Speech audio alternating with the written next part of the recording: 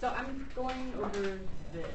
So if you guys wanted to just follow along, we have to go kind of quickly because we have to get through like 50 years in like 2 class periods. So I'm not going to be like, you're not going to have time to sit there and write everything down, so you can just follow along. But a lot of these are your staff med words, so at least after today, they'll all be like in context of how they all kind of fit together. All right, so we'll your start. staff med is due when you walk out, too. Okay. So I'm going to have a little basket for your staff med agencies due today. Fabulous. All right, so the beginning of your little thing starts with the Bolshevik Revolution. So in case you remember from like World War I in a day, so Vladimir Lenin and his group of Bolsheviks are going to take over Russia at the end of 1917, converted to the USSR and established a communist government there. But in order to do that, they had to pull out of the war against Germany. So they made a peace with Germany right at the beginning of 1918, and it caused friction between Russia and the other allies that were fighting against Germany. Because Russia pulling out simply meant that Germany could then take the troops they had fighting against Russia and turn them against the other allies. So it caused friction. So at the end of the war, when the big three or the big four, depending on your context, get together to decide the fate of Europe, they leave Russia out. And so Russia's a little insulted, considering they lost more people in battle than the other countries did, and they had fought in the war for 3.5 of the years. So it causes a little bit of friction already, like starting way back then. But as far as the U.S. and Russia go, the U.S. enters isolationism. So all through the 1920s and 30s, the U.S. is like, I'm not dealing with other countries, it's all about America. But we have a problem.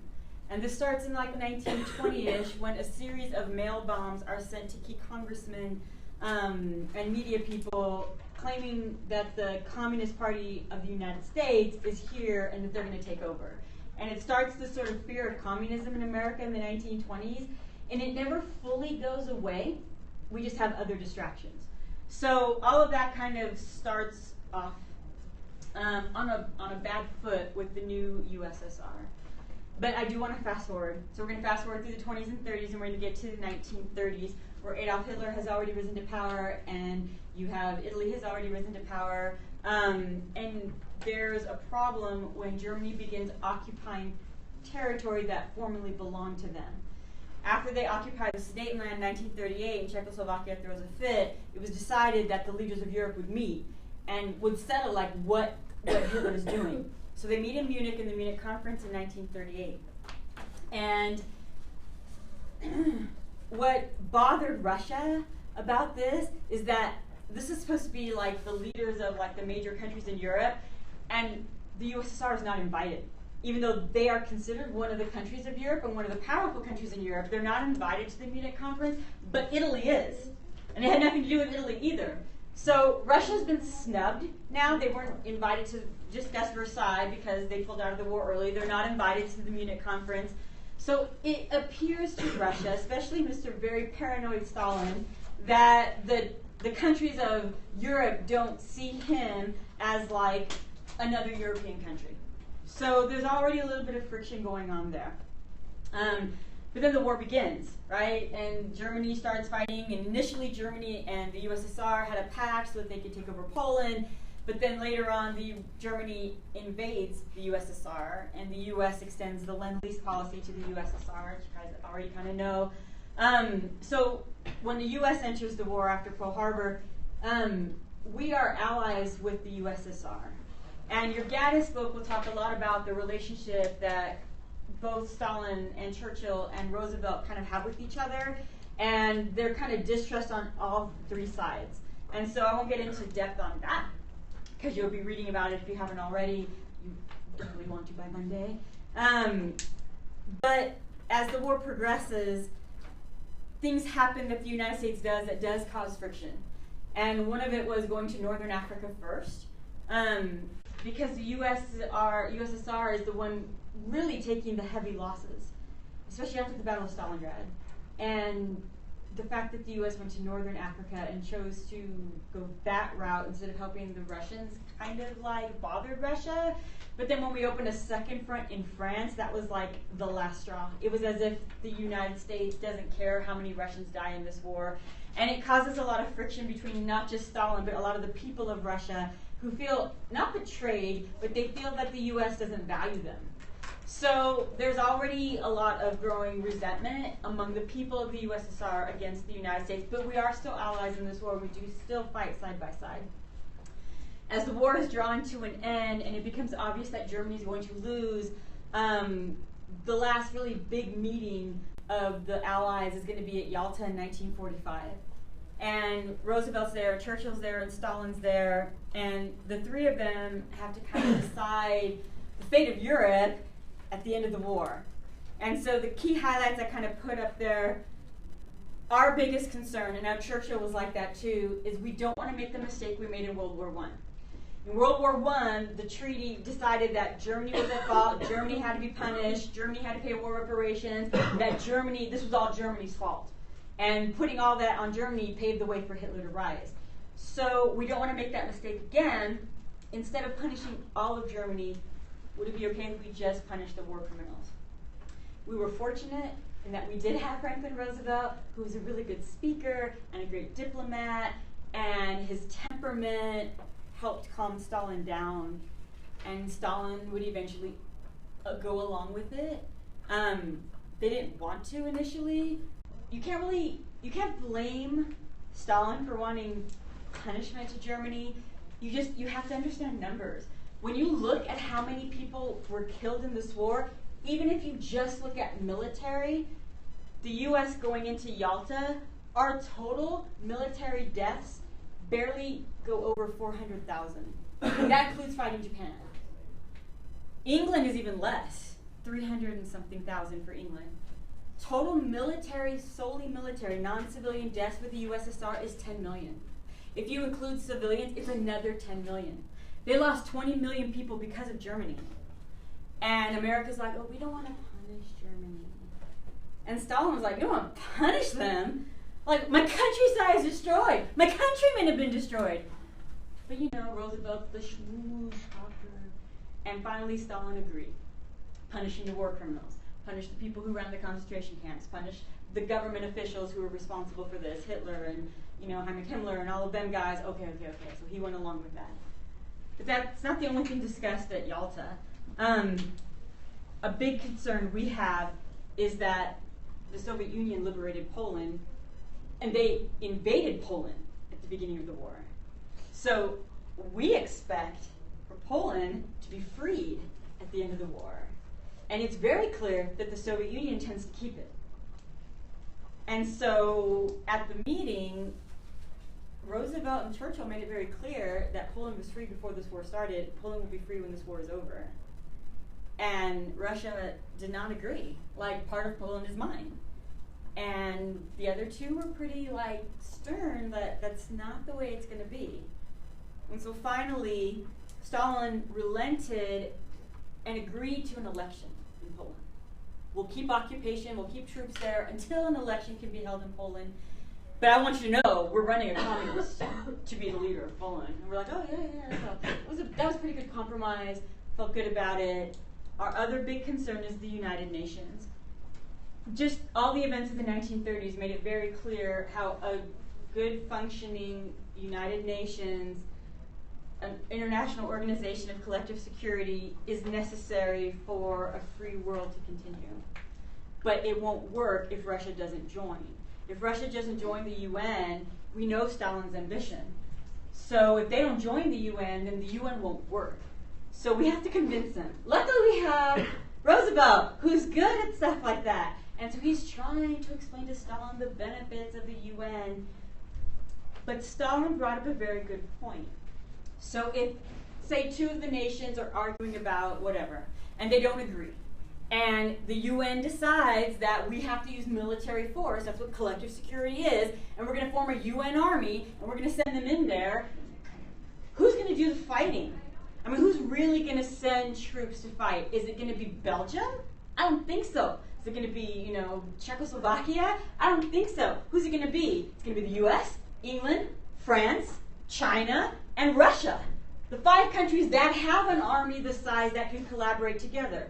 So basically, the UN collective security is really the 5 of us enforcing whatever will is decided by the UN. So again, it's Russian soldiers that are going to be expected to die. I've lost 10 million already. And you're asking me to put my soldiers at risk for more. And Stalin said he would only do it if there was a Security Council. If there was veto power of the 5 most powerful countries, the ones who would be responsible for sending in the military, that if they didn't want to send in their military, that they would have the option, all right, to veto any UN decision. And then they could abstain. And Roosevelt agreed. If that's the only way to get the USSR to join the UN, then okay, we'll do it. And so they did. They formed, which we still have to this day, a UN Security Council, where you have these countries that kind of sit above the others, because they're the ones who are going to be responsible for actually collective security, sending the troops in to go in. And it was just, again, the US, England, France, China, and the USSR. So those are the 5 countries that sat on the Security Council, and they agreed to it. So Roosevelt and Churchill left Yalta feeling really good that Stalin, he was stern, but were willing to work with them. And so they all felt pretty good about it. And I think everyone felt pretty good that we have a leader who can maybe not keep Stalin in check, but can definitely work with a man we see as being very aggressive. But then Roosevelt dies. The nerve. He died! And that brings his fairly new vice president, who's only been vice president since January, as president of the United States. And God bless Truman, but he just is not Roosevelt.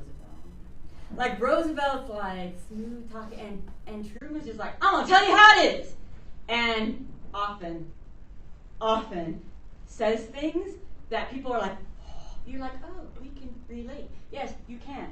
The Secret Service had to censor him because he would make threats.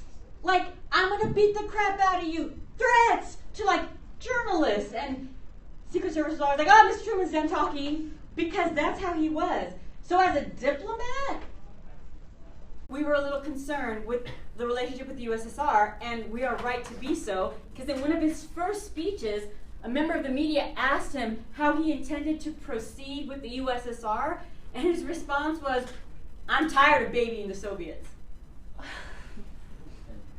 Stalin was like, that's my Russian, by the way. No offense to anyone. So, of course, like, Truman's personality is not Roosevelt's, and Stalin picked up on it right away, and his first thing was, oh, FYI, I'm keeping Poland. I'd share. You want to stop me? Go ahead and try. And, of course, no one is in the position to do that, considering we're still fighting Japan. So there's really nothing we can do about Poland. We have lost Poland to the Soviet Union for sure. Now, I want to talk about Potsdam, and then I'll go back to the countries. Germany is the problem. Yes, Germany, VE Day was May 8th, and everything's over. But what happened in Germany is that it fell under 4 zones of occupation. Like, the French had occupied one section, the British, the Americans, and the Russians. So for a while, we kept our 4 armies in there in different zones of occupation to kind of finish defeating them, making sure the concentration camps were gone, making sure that the German army was disarmed, and we all did this. But by the time we get to like the summer, like we're in July now, England, France, and America have realized that, okay, we're done, and now we need to unify Germany and establish a government and blah, blah, blah. And Russia's like, no. And we're like, well, we want to unify Germany. And Russia's like, no. Every time Germany's unified, they attack Russia. Every time. It's been twice. And every time they've done it. We're not unifying. We're not. And so at the Potsdam Conference, we all agreed, okay, fine. We'll keep Germany split. And it is at the Potsdam Conference. I'm going to draw you a horrible map. I'm so sorry for everyone. Here's Germany. Looks just like, oh, that looks like a bean. All right, let's make it a little bit fatter. Okay, it looks nothing like that, but that's okay. So we're going to keep it split to where the English American and French sections are unified into one Germany known as West Germany, and then the Russian or communist section will be given their own communist government, but they will be known as East Germany from now on. So it is at Potsdam where that's agreed. It is soon after the Potsdam Conference that a situation happens in Czechoslovakia. A group of Czech communists, now these are not Russians, these are Czech communists, supplied by the USSR, stage a military coup and take over the government of Czechoslovakia, establish a communist government in Czechoslovakia, and swear their loyalty to Joseph Stalin. And that's an internal problem. We don't get involved in internal problems. So that's not a UN issue. That was an internal problem in Czechoslovakia. And then soon after that, that's where the list comes in. The same thing happens in Hungary. A group of Hungarian communists funded by the USSR overthrow the Hungarian government, establish a Hungarian communist government with their allegiance to the USSR.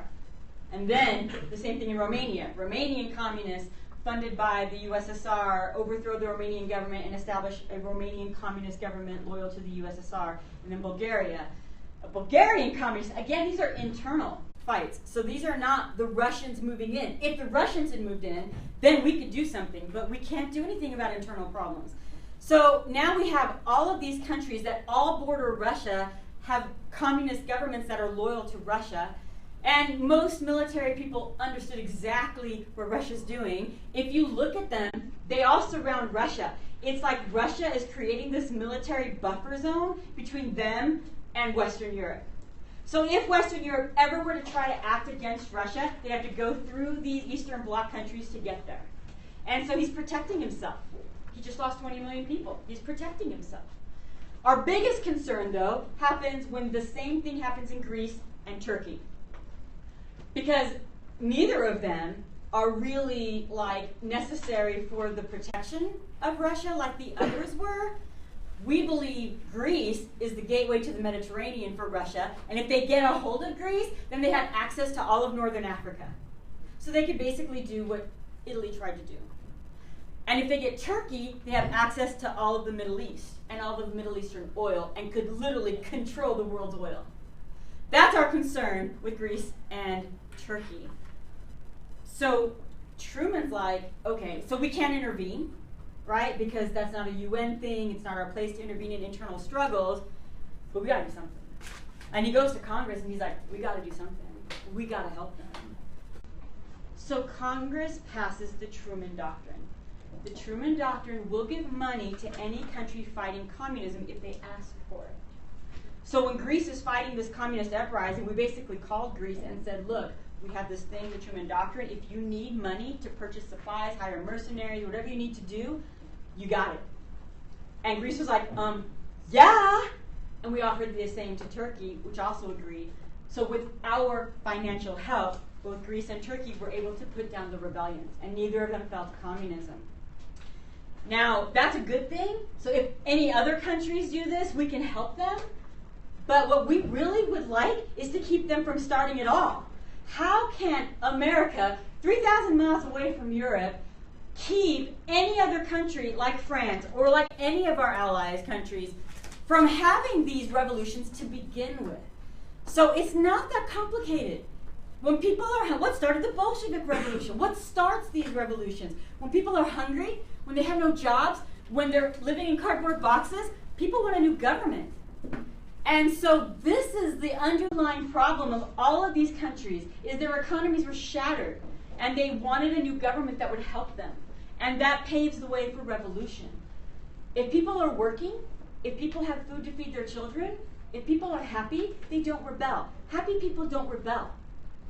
So what we need to do is make sure that the economies of all these nations, our allied nations in Europe, are stable.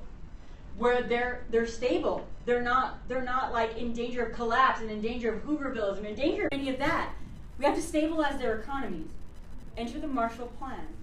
The Marshall Plan, the job of it was to rebuild the economies of Europe. So we could loan them money so that their economies are stable. They have food for their children. They have a good supply of jobs. They're stable. And then once they're stable and their economy goes up, they can pay us back. But happy people don't rebel. This is our way to deter any future communist uprisings.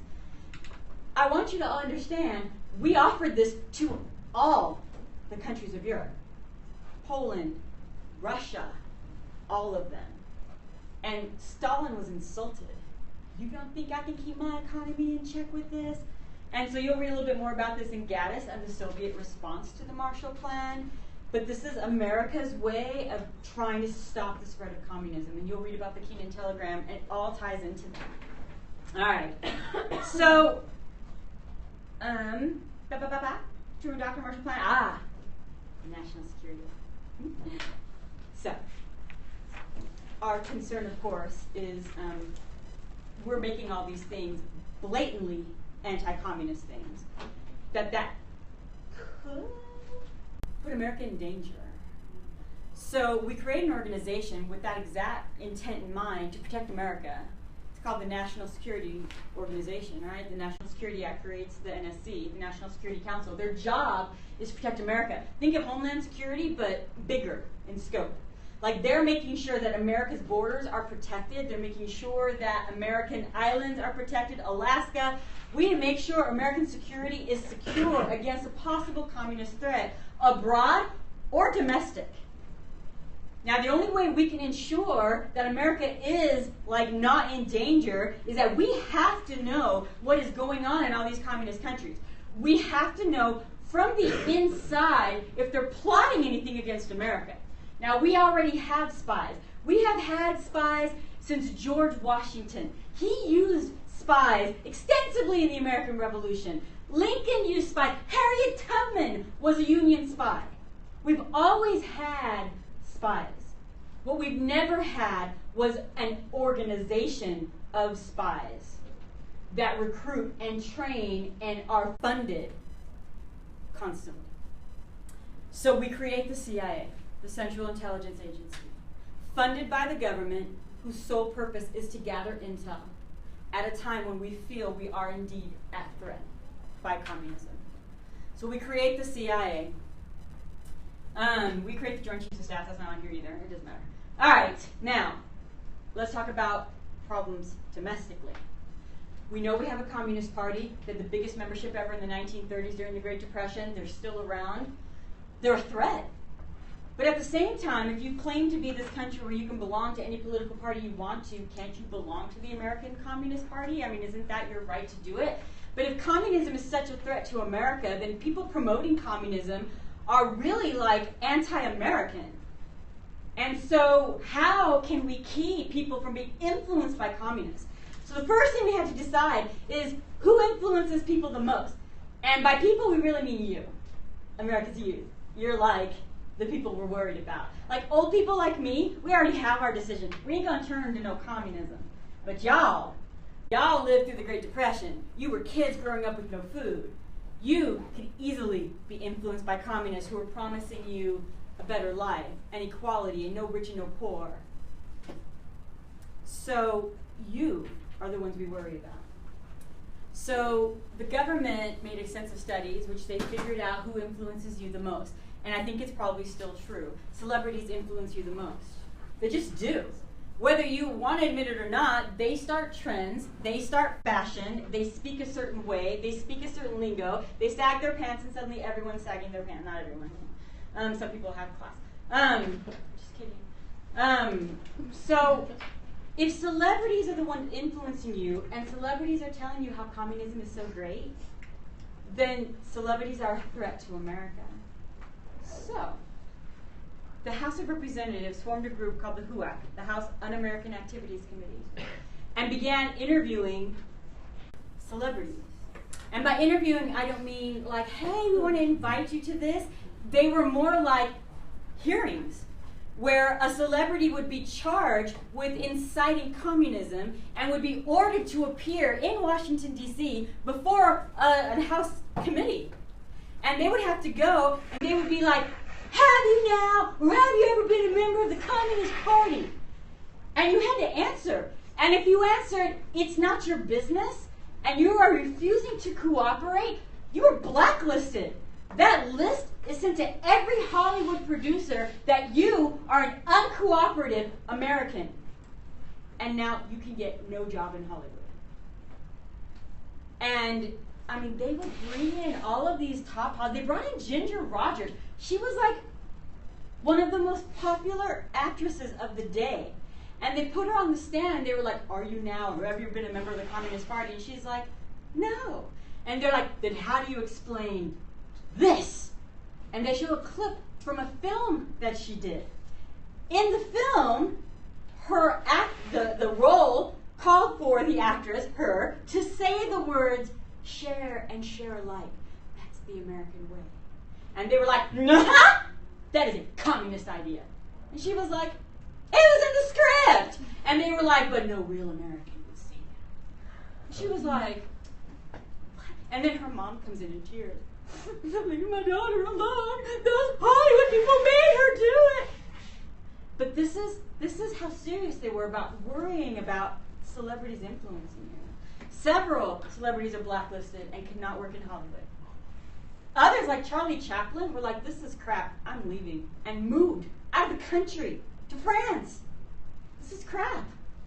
You can't treat celebrities like this. Like, we're not the enemy. All right, but you have to understand, therefore to the American people, is communism such a threat here that the government has to start doing these things? Oh, it just gets better. Okay, we're not there yet, but it does get better.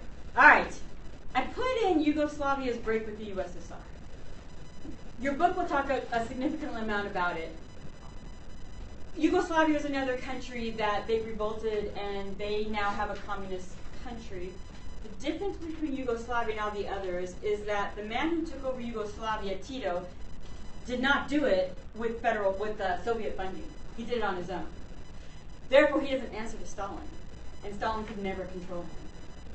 And so Tito, originally, because Stalin was kind of like the leader of the communist world, tried relations with Stalin, but found Stalin to be a bully and telling him what to do. And Tito's like, you don't tell me what to do. I don't owe any of this to you.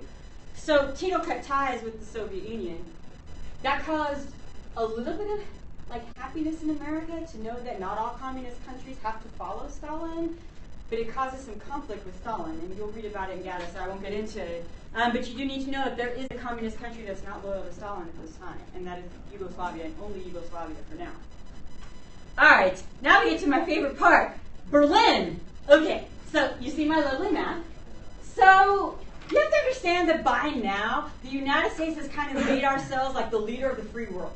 Like, we're the ones who are like helping to stop communism. We're the ones who are, giving money to people. And we're the ones giving money to rebuild Europe. And we're the ones who are helping all the free people in the world. So we're kind of like the leaders of the free world.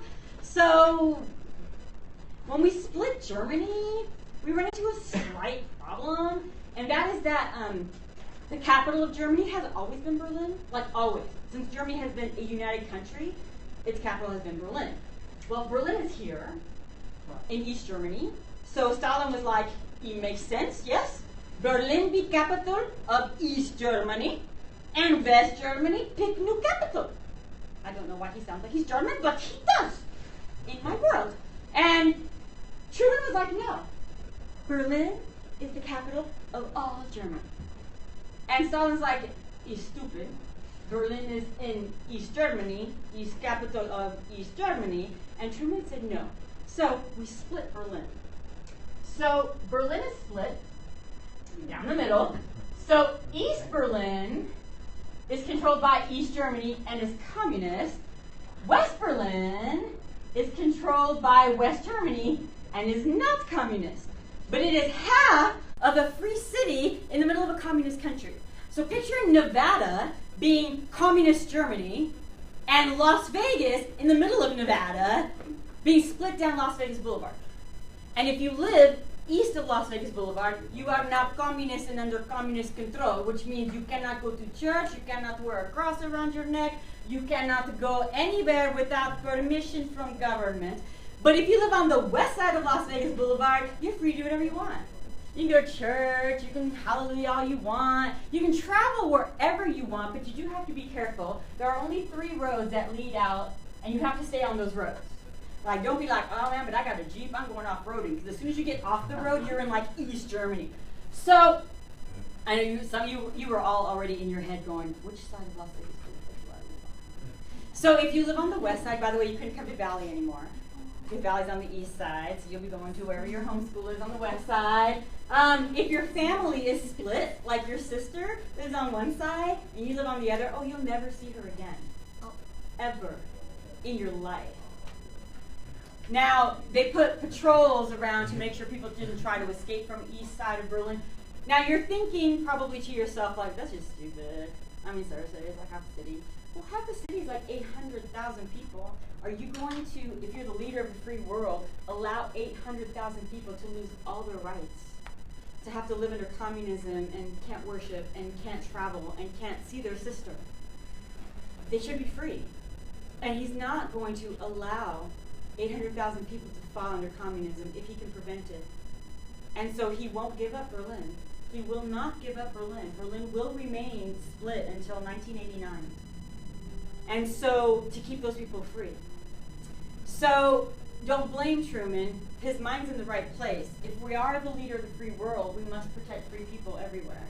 But to Joseph Stalin, this was like a massive thorn in his side. He is the leader of the communist world, and there's half of a free city in the middle of one of his countries.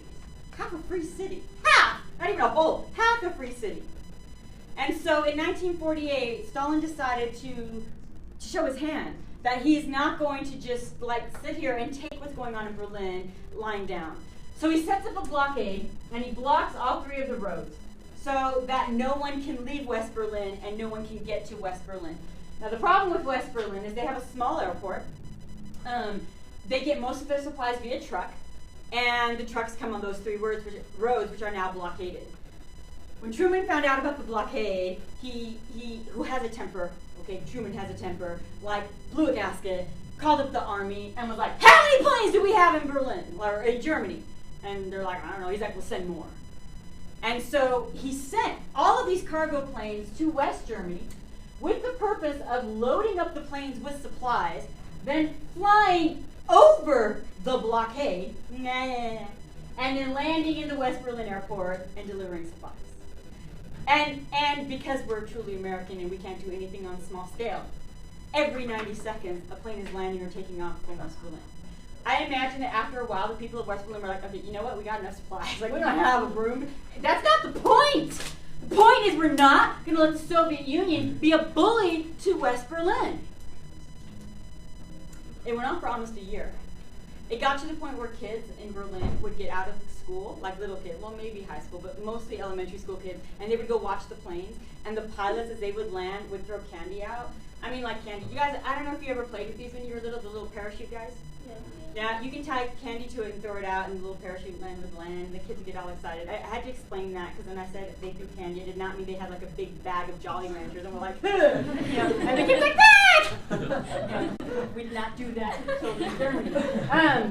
But it went on for over 300 days. And finally Stalin was like, enough, lift the blockade. And so the blockade was just when we were like, that's right.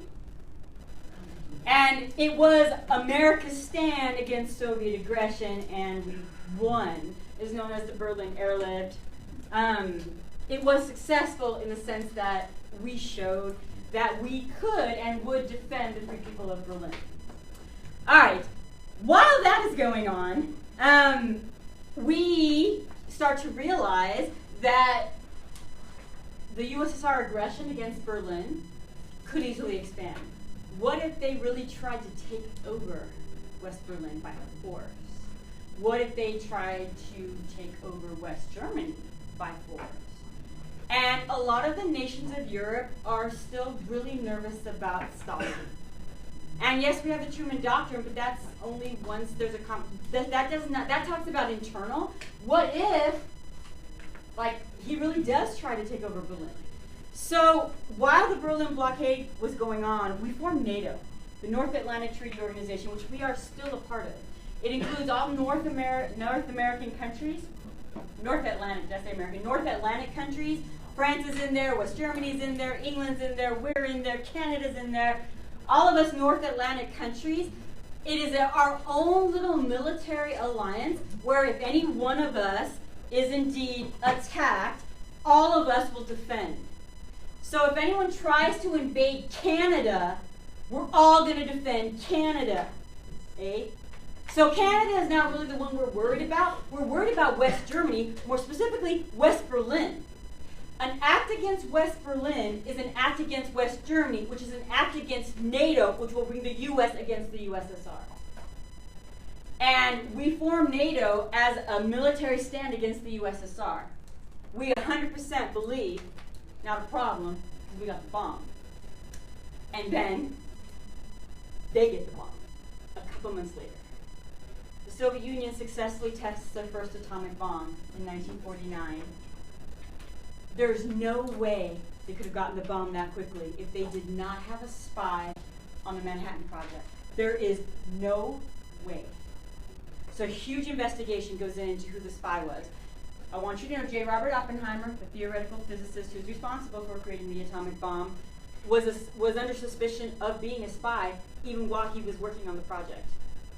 Now, every single phone call he's made is being tracked, everything. We will eventually find the spy. It wasn't Oppenheimer.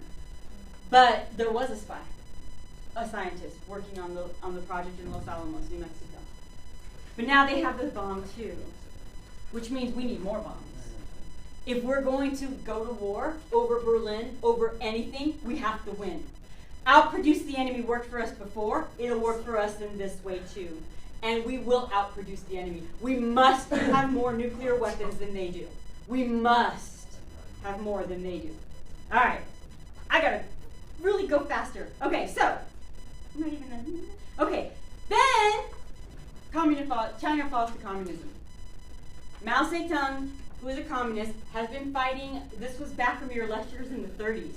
Mao Zedong is a communist trying to take out Chiang Kai-shek, who's kind of a mean dictator. They were fighting before the war. Japan invaded. They had to stop fighting each other and start fighting Japan. Japan leaves, and they start fighting each other again. The kind of interesting part of this is that means that Chiang Kai-shek is fighting a communist uprising, which means, technically, they should be funded by the Truman Doctrine. They're fighting a communist uprising. Isn't that exactly what the Truman Doctrine is all about? But yet, it's not. We send some help, but it's not what we sent to Greece and Turkey, by a long shot. And as a result, the communists win, and Mao Zedong takes over China. Now, we don't have bad feelings towards Mao. We fought with Mao in World War II. We knew him. He's not Stalin. He doesn't answer to Stalin. He doesn't agree with Stalin in some ways. So our beef is with Stalin. He's the evil dictator. Mao is not so much. But he's still a communist, which if our stand is against communism, then we have to take a stand against all communists. So we have to sever relations with Mao, even if we don't like him. We refer to all of this as letting the dust settle in China. It's like when there's a big fight and they stir up all the dust. We'll wait to see what happens when the dust settles. Oh, Mao's the one who's still standing. That's too bad. But we do nothing to interfere with what happened in China. All right. Now, NSC 68, the National Security Council, whose job it is to ensure national security in America, they go to the president and they're like, look, I love France. You know, they make the best fries. But they can't help us.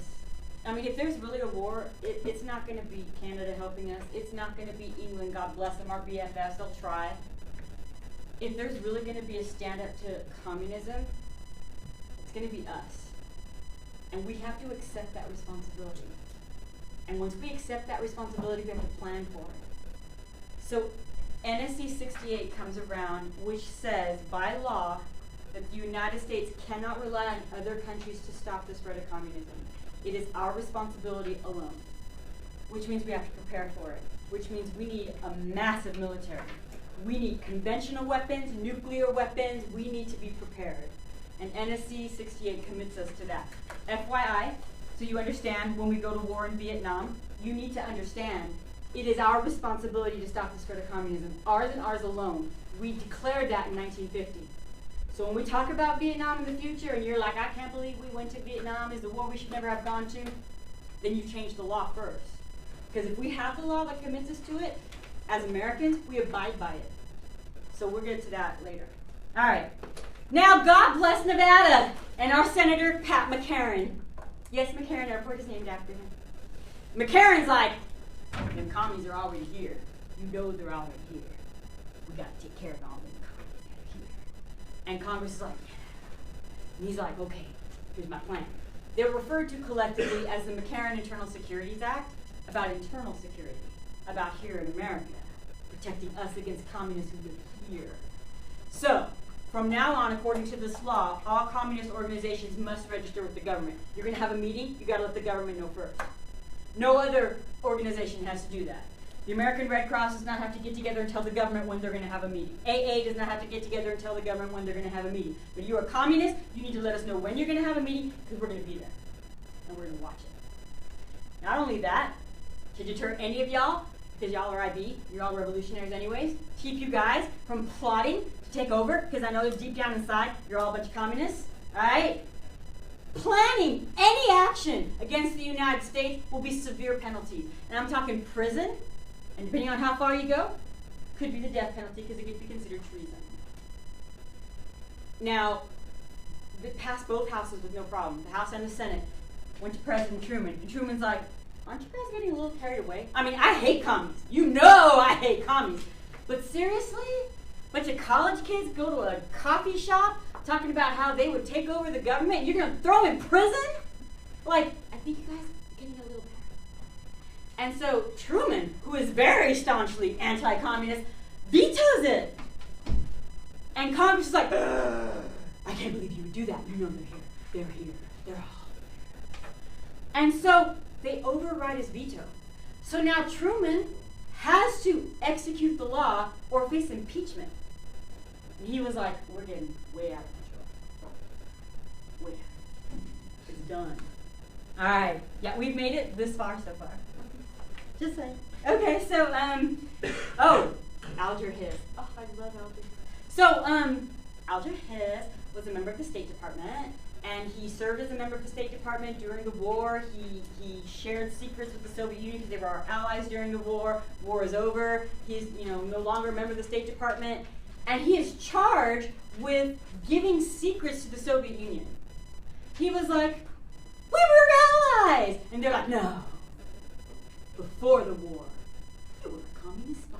He's like, I was not a communist spy. They're like, So he's put on trial for being a communist spy and giving secrets to the Soviet Union. The man who is like making all these allegations against him is Whittaker Chambers, who was a communist spy and defected and is now a journalist. And he's like, oh no, we used to meet. And Alger Hiss was like, I have never met that man. I don't know what he's talking about. And then they provided evidence that they were at the same meeting, that they stayed at the same house during the time when communism was really popular in the 1930s. And Alger Hiss had to back down and say, well, okay, yeah, we probably were there at the same time, which means he lied under oath, which is perjury, which is a felony, which means he will go to prison. Problem is, remember he was charged with giving secrets to the Soviet Union? So when the newspapers printed, like, the result, it was that Alger Hiss convicted. And everyone in America was like, oh, and he's one of us. He's one of us, one of the top people. Okay, if you keep reading, it says, oh, convicted of perjury, which is like lying, as opposed to not one charge of giving secrets to the Soviet Union is true. None of them. But America's already so freaked out. They were like, I can't believe this. I can't believe this. Then, we're so caught up in this, out of the blue, North Korea made South Korea. Like, wait, what? So, Korea is one of those countries where the U.S. and the USSR liberated them from Japan, and at the end of the war, we couldn't decide if they should be communist or they should be free, so we just split them in half. But we're good at that, look. Here, let me draw you a map of Korea. Oh. Looks just like that. Boom. All right, so North Korea, North Korea invades South Korea. So South Korea goes to the United Nations, right? And it's like, we just been invaded. could you guys like help us? And the United Nations like, yes. North Korea, get out of South Korea. And North Korea's like, no. And the UN's like, get out or else. And North Korea's like, no. So the UN's like, well, then I guess you leave us no choice. And the Soviet Union's like, nah, I'm not a part of this. So the UN votes to create a UN army and send them to South Korea. Just to remind you, NSC 68, we can't rely on other countries. The US provides 80% of the troops, for sure. All right, our troops are going to land, not in Germany, they're going to land over here. And we're going to face the North Koreans here. All right, so we're all fighting here. And then General Douglas MacArthur, Mr. I shall return, right, from the Philippines, he's the one in charge of this. He finds out that there's another wave of American ships heading in carrying a lot of soldiers. And he's like, whoa, whoa, whoa, whoa, I have a plan. And so his plan is, instead of having them land here and join them here, he has them sail around and land up here. And so they come in here, and they come this way, and then they start marching down. So our guys are marching up, and these guys are marching down, and what ends up happening is we surround the North Koreans, and most of them surrender. The ones that don't surrender are chased back up. We've got them on the run. At this point, MacArthur calls Truman and says, we've got them on the run.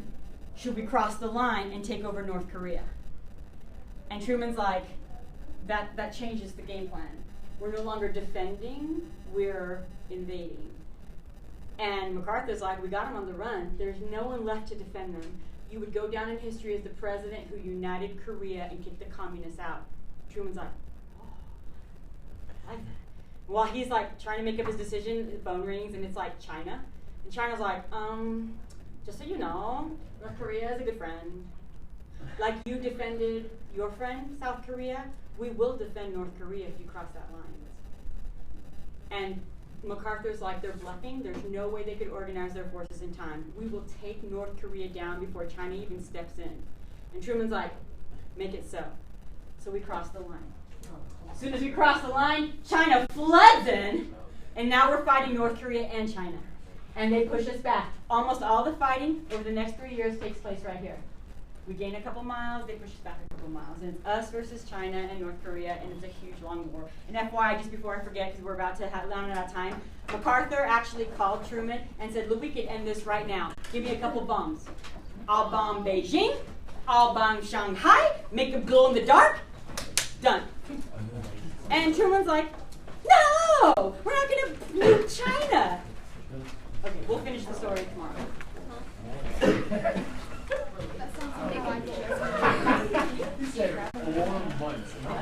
Yeah, so we made it to here. Not even the bottom of page 1. There's 3 pages. Okay, so this might go till Monday. So I'm gonna push Thomas back to Monday or Tuesday. You don't have to. Yeah. And then we'll do. Well, if that's okay with him. If it's not,